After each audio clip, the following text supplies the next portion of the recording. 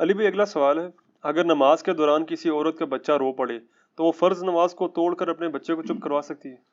اگر تو بہت زیادہ مسئلہ بن گیا، ہو سکتا ہے وہ بچہ اس وجہ سے رویا ہو، اسے کوئی چیز کاٹ گئی ہے، یہ اس کا ہاتھ کسی چیز میں آ گیا ہے، یہ معاملہ اس طرح کا ہو گیا.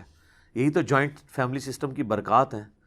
جو عورتیں اپنی ساسوں کے ساتھ رہتی ہیں کمبائنڈ فیملی میں، ان کو یہ ایڈوانٹیجز ہوتے ہیں، یا اپنی وہ دیور یا جیٹھ اکٹھی کمبائنڈ فیملی ہے، ایک نماز پڑھنے لگی اپنے بچے کسی کے حوالے کر دیتی ہے. چھوٹے بچے، بہت چھوٹے بچوں کے ساتھ مسئلہ ہوتا ہے. جو بالکل اکیلے رہ رہے ہیں، مجبوراً رہ رہے ہیں، ان کے ساتھ پھر اس طرح کے ایشوز ہو جاتے ہیں. تو اس میں یہ ہے کہ نمازوں کو اس طرح مینیج کیا جائے کہ جس میں بچوں کی کیئر نہ ان کو کرنی پڑے. میں نے تو کئی بار کہا کہ جو بچوں کو دیکھنے والی عورتیں ہیں وہ تو صرف فرض ہی پڑھ لیں کافی ہے. یوٹیوب پہ میرا کلپ بھی ہے، کیا فرض پڑھ لینا کافی ہے. ایون وہ نماز جمع بھی کر سکتی ہیں. اگر اس میں ان کو زیادہ وہم آتا ہے تو اپنے وقت میں جمع کر لیں. مثلاً آج کل سپوز 3:40 پہ عصر کا ٹائم شروع ہو رہا ہے، تو 3:30 زور پڑھ لیں، 3:40 پہ عصر پڑھ لیں. زور کے وقت میں ہو رہی ہوگی عصر، جماعت تو ان پہ ویسے ہی کوئی نہیں ہے، تو اس طرح مینیج کر سکتی ہیں. اس کے باوجود کبھی ان کے ساتھ کوئی ایشو ہو جاتا ہے تو صحیح بخاری مسلم میں حدیث ہے، نبی علیہ السلام نے تو اپنی نواسی امامہ کو اٹھا کے بھی نماز پڑھی ہے. تو وہ چھوٹا بچہ تو اٹھا کے نماز پڑھ لیں. عموماً بچے ارد گرد ہی کھیلتے رہتے ہیں، رو پڑیں تو اٹھا لیں نماز کے دوران. پھر بھی کوئی زیادہ ایشو ہو جاتا ہے، ایز اے لاسٹ ریزارٹ توڑنی پڑ جاتی ہے، بہت بڑا کوئی مسئلہ ہے تو توڑ بھی سکتے ہیں، لیکن یہ پریفریبل نہیں ہے. بخاری مسلم میں حدیث ہے، نبی علیہ السلام نے فرمایا بعض اوقات میرا دل کرتا ہے میں تھوڑی لمبی قرات کروں، لیکن میں جب کسی بچے کی رونے کی آواز سنتا ہوں نا تو مجھے لگتا ہے اس کی ماں جو ہے وہ اس کا دل پسیج رہا ہوگا، تو میں پھر نماز مختصر کر دیتا ہوں تاکہ وہ اپنے بچے کو دیکھے. تو اس میں امپلائڈ ہے کہ اس وقت کی عورتوں کو یہ ٹریننگ تھی کہ اگر بچہ رو رہا ہے نا تو نماز نہیں توڑنی ہے، نماز کو مختصر کیا جائے، پھر بچے کو سنبھال لیا جائے. لیکن اگر کوئی بڑا ایشو بن جاتا ہے، بعض اوقات کوئی جینون ایشو بھی ہو سکتا ہے، نماز کے علاوہ بھی تو ہو سکتا ہے، پھر آپ نماز توڑ لیں. باقی یہ جو آپ کو کہانیاں کرائی جاتی ہیں نا کہ ماں باپ آواز دیں نماز توڑ دو اور یہ کرو وہ، بس ماں باپ کی یہی فضیلت سنا رہے ہوتے ہیں. خدمت کرو جو کام کرنے والا ہے، نماز آواز دے توڑ دو. آواز دیتی توڑ دیتا، آواز دے کے انہوں نے کہا جا کے پائیا چیز لایا جا کے پتر، تو تسی کو ہماری میں جانا نہیں ہے، تو نماز توڑنے کا کیا فائدہ ہویا؟ توڑنے کا تب فائدہ ہے جب وہ جو اسائنمنٹ آپ کے ذمہ کر رہے ہیں وہ پورا کریں آپ، تب کوئی فائدہ ہے نا. جب آپ نے الٹا وہ توڑنے کے بعد جا کے 4 سلواتیں ہی سنائی ہے کہ جی تسی تانوں پہلے نہیں یاد آیا، ہوں میں کوئی نہیں جانا تھا، نماز توڑنے کا کیا فائدہ ہے؟ الٹا گناہ ہی کاٹ لیا. اس نے تو بہتر سی نماز ہی پڑھتے رہتے، یہی بہتر تھا نا لاجیکلی اسپیکنگ. توڑ کے کام جب نہیں کرنا تو بہتر نماز ہی پڑھتے رہو. البتہ صحیح بخاری میں آتا ہے کہ نبی علیہ السلام نے ایک صحابی کو آواز دی، وہ تھوڑی دیر بعد آئے، تو آپ علیہ السلام نے ان کو کہا کہ میں نے تمہیں آواز دی تھی، تم نے جو ہے وہ، ان کا یا رسول اللہ میں نماز پڑھ رہا تھا. تو آپ علیہ السلام نے فرمایا کیا تم نے قرآن کا یہ حکم نہیں سنا سورہ نور کا کہ جب اللہ اور اس کا رسول پکاریں تو فوراً ان کی آواز پہ لبیک کہو. یعنی صرف ایک شخصیت ہے جس کا پروٹوکول ہے کہ آپ فرض نماز بھی توڑ دیں گے اور آپ آگے وہیں سے دوبارہ نماز شروع کر لیں گے، وہ ٹوٹے گی نہیں نماز. آپ اللہ کے ایک حکم سے دوسرے حکم کی طرف جا رہے ہوں گے.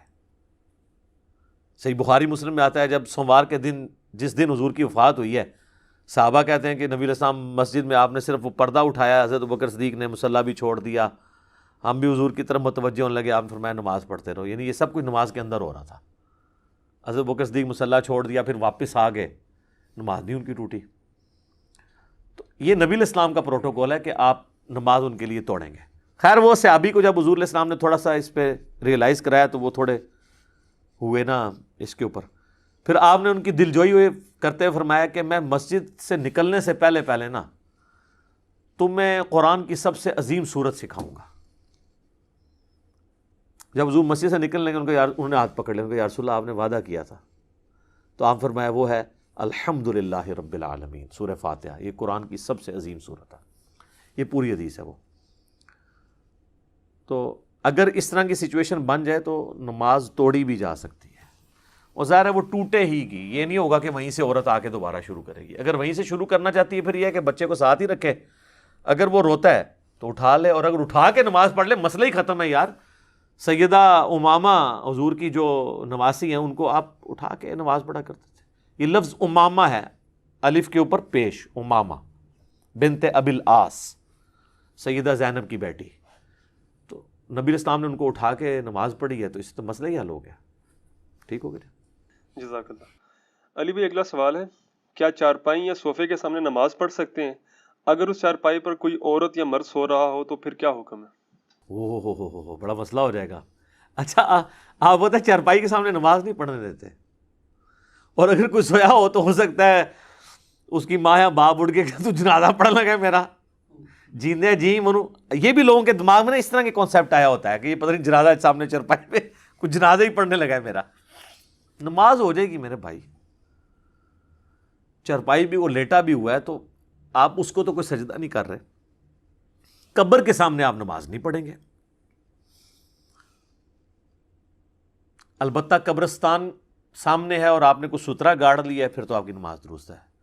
جس طرح نبی علیہ السلام کعبے کی طرف منہ کر کے نماز پڑھتے تھے اور کعبے کے اندر بت تھے تو وہ کعبے کی دیوار سترا ہو جاتی تھی. چارپائی کی طرف منہ کر کے آپ نماز پڑھ سکتے ہیں, اس پہ چاہے کوئی مرد سویا ہو, کوئی عورت سوئی ہو یا نہ بھی سوئی ہو. سامنے کوئی ویسے ہی کسی کی بیوی لیٹی ہوئی ہے, ماں لیٹی ہوئی ہے, اور اس پر منہ کر کے نماز پڑھ لیتے ہیں, نماز درست ہے. قبر کے سامنے نماز پڑھنے سے نبی علیہ السلام نے منع فرمایا. صحیح مسلم میں حدیث ہے کہ قبروں کو سجدہ نہ کرو, نہ ان کی طرف رخ کر کے نماز پڑھو. باقی زندہ بندہ ہے, لیٹا ہوا ہے, تو وہ بخاری مسلم میں وہ حدیث ہے نا, اما عائشہ کہتی ہیں کہ ان دنوں ہمارے گھروں میں چراغ نہیں ہوا کرتے تھے, اتنی غربت تھی. تو نبی علیہ السلام صبح کے وقت اٹھ کے جب تہجد کی نماز پڑھا کرتے تھے تو حجرہ تنگ تھا, میں حضور کے سامنے لیٹی ہوتی تھی, تو آپ علیہ السلام نماز پڑھتے تھے. جب سجدے میں جانے لگتے تو میرا پاؤں ٹو دیتے, جگہ اتنی تنگ تھی تو میں پاؤں سمیٹ لیتی. حضور جب سجدے سے فارغ ہوتے پھر میں ٹانگیں سیدھی کر کے پھر لیٹی رہتی. اس سے کئی ایک مسئلے پتہ چلے. ایک تو یہ کہ عورت کو ہاتھ لگانے سے وضو نہیں ٹوٹتا, امام شافعی کا مسئلہ باطل ہے, امام حنیفہ کا موقف اس میں ٹھیک ہے. نمبر 2, اگر سامنے بیوی لیٹی ہو نماز ہو جائے گی, عورت بھی ہو تو نماز ہو جائے گی. لہذا وہ جو حدیث ہے نا بخاری مسلم کی کہ عورت یا گدھا جو ہے نماز کو قطع کر دیتے ہیں, اس کو یا آپ منسوخ تصور کریں گے یا اس کا معنی یہ ہے کہ وہ نماز کی کنسنٹریشن کو لوز کر سکتے ہیں. کیونکہ وہ تو صحیح مسلم میں الفاظ ہیں کہ اما عائشہ بڑی ناراض ہوئی اس کے اوپر کہ تم نے ہمیں گدھوں کے برابر کر دیا. تو پھر انہوں نے یہ حدیث سنائی کہ میں حضور کے سامنے لیٹی ہوتی تھی تو حضور کی تو نماز کوئی نہیں ٹوٹی ہے. تو اس طریقے سے یعنی بعض اوقات کچھ چیزیں پھیل جاتی ہیں. اور تیسرا مسئلہ یہ پتہ چلا کہ اندھیرے میں نماز آپ پڑھ سکتے ہیں, کیونکہ وہ کہتی ہیں اندھیرے ہوتا تھا اور نبی علیہ السلام ٹوتے تھے اور چراغ بھی نہیں ہوتے تھے. اور چوتھا مسئلہ یہ نکلا کہ آنکھیں بند کر کے بھی نماز ہو سکتی ہے, کیونکہ اینڈ رزلٹ یہ ہے, لک وشکار ہی ہے, چاہے آپ سر کی طرف یعنی اپنا سر رکھیں یا پاؤں کی طرف, کمر تو درمیان میں رہتی ہے. چاہے باہر اندھیرا ہو چاہے باہر روشنی اور آپ نے آنکھیں بند کی ہیں, اینڈ رزلٹ یہ ہے کہ آپ اندھیرے میں نماز پڑھ رہے ہیں. جو لوگ کہتے ہیں نا یعنی آنکھ کھول کے نماز پڑھنا ضروری ہے کہیں کوئی موذی جانور نہ آ جائے, تو وہ تو جہاں پہ اندھیرے میں نماز پڑھ رہے ہیں وہاں تو آپ کی آنکھیں کھلی بھی ہوں تو آپ کچھ نہیں کر سکتے, ٹھیک ہے نا. تو ہمارے تو یہاں پہ ظاہر ہے موذی جانور آنے کا کوئی خدشہ ہی نہیں, صاف ستھری مسجدیں, اور پھر ایسی جگہ پہ ظاہر ریگستانی علاقوں میں پہاڑی علاقوں میں تو آ جاتی ہیں اس طرح کی چیزیں. وہاں تو واقعی پریفریبل یہی ہے کہ آنکھ کھول کے نماز پڑھیں, لیکن اگر کنسنٹریشن کے لیے بند کرنا چاہتا ہے تو آنکھیں بند کر کے بھی نماز درست ہے. تو اس حدیث کے اندر واضح ہے کہ سیدہ عائشہ سامنے لیٹی ہوتی تھی, نبی علیہ السلام اپنی نماز مکمل کرتے تھے. تو چارپائی ہو یا ویسے کوئی بندہ سامنے بیٹھا ہو تو ہاں, اگر بندہ آپ جاگ رہا ہے اس کا رخ آپ کی طرف ہے تو آپ کی کنسنٹریشن لوز ہوگی, تو بہتر یہ ہے کہ پھر تو نماز نہ پڑھی جائے. اس طریقے سے بعض اوقات امام سلام پھیر کے پبلک کی طرف منہ کرتے ہیں تو وہ اس کے بالکل پیچھے کھڑا ہوا اس کی طرف منہ کر کے نماز شروع کرتا ہے, تو اس میں کنسنٹریشن لوز ہوگی, وہ کام نہیں کرنا چاہیے. تو بہتر ہے کہ سائڈ پہ ہو کے نماز پڑھیں, یا وہ جب آپ کی طرف کو منہ کر کے نماز پڑھے تو آپ دوسری طرف منہ کر لیں, وہ سترے کا سترا بھی بنا رہے گا اس کے لیے. کچھ متس چل رہی ہوتی ہیں وہ اب پبلک میں چل رہی ہیں کہ چرپائی اگر سامنے ہے تو نماز نہ پڑھیں آپ, تو یہ بالکل غلط ہے, آپ پڑھ سکتے ہیں. البتہ مسجد بیت کا کنسیپٹ ٹھیک ہے, بخاری مسلم میں حدیث ہے, نبی علیہ السلام صحابہ کو ترغیب دیتے تھے کہ وہ گھر میں ایک حصہ نماز کے لیے مخصوص کریں. بلکہ وہ اتبان بن مالک کی وہ جو حدیث ہے, وہ جو ایک صحابی کہتے ہیں یا رسول اللہ مدینے میں یعنی موذی جانور بھی ہیں, پھر برساتی نالے بھی ہیں, کئی بار میں لیٹ ہو جاتا ہوں تو میں گھر میں ہی نماز پڑھ لیا کروں. تو حضور نے کہا ٹھیک ہے, انہوں نے کہا یا رسول اللہ آپ کبھی میرے گھر تشریف لے آئیں اور کسی ایک جگہ نماز پڑھ دیں، میں اس کو اپنا مصلی بنا لوں گا۔ تو وہ نبی علیہ السلام تشریف لے گئے، پھر پورا محلہ اکٹھا ہو گیا، پھر وہاں پہ حلوہ بنا کے لے آئے، نبی علیہ السلام نے کھایا، اور پھر نبی علیہ السلام نے نماز پڑھی تو پیچھے انہوں نے کھڑے ہو کے نماز پڑھی، ادر دین فرض نماز کے جماعت کا ثبوت بھی اس سے مل گیا۔ تو مسجد بعید ہمارے گھر میں تو ابھی تک تھا، اب تو خیر نہیں رہا، وہ جے نماز سے کہا جاتا تھا، لکڑی کا، زمین سے تقریباً 1 فٹ یا پونا فٹ ایلیویٹڈ ایک پورا کا پورا مصلی بنا ہوتا تھا۔ وہ مسجد بیت کا ہی کنسیپٹ ہے، اور وہ فلیکسیبل مسجد بیت ہے۔ وہ تو آپ مسجد کے لیے کوئی ایک کونا مخصوص کریں گے تو آپ کو دھیان رکھنا پڑے گا کہ وہاں کوئی بچہ پیشاب نہ کر دے تاکہ وہ نماز وہاں پڑھی جائے، لیکن اس کا یہ فائدہ ہوتا تھا کہ اس پہ بچہ کوئی چڑھے گا ہی نہیں، اور اگر سپوز آپ نے کل کو مسجد بیت شفٹ کرنی ہے تو اس پورے جنماز کو اٹھا کے دوسرے کمرے میں لے جائیں، وہ مسجد بیت بن جائے گی۔ اور یہ فلیکسیبل مسجدیں آج بھی انڈونیشیا میں شروع ہو گئی ہوئی ہیں، کئی سالوں سے میں نے خود اخبار میں پڑھا ہے کہ انہوں نے دیکھا کہ دوپہر کے وقت جو ہے ٹریفک بلاک ہو جاتی تھی، کیونکہ انڈونیشیا میں اور ملیشیا میں فقہ شافی فالو ہوتی ہے۔ فقہ شافی میں تو جو نماز نہیں پڑھتا وہ کافر ہے، اس لیے وہاں لوگ نماز بھی پڑھ لیتے ہیں۔ 80% سے زیادہ لوگ عام نماز پڑھتے ہیں، جمعہ تو 100% لوگ پڑھتے ہیں۔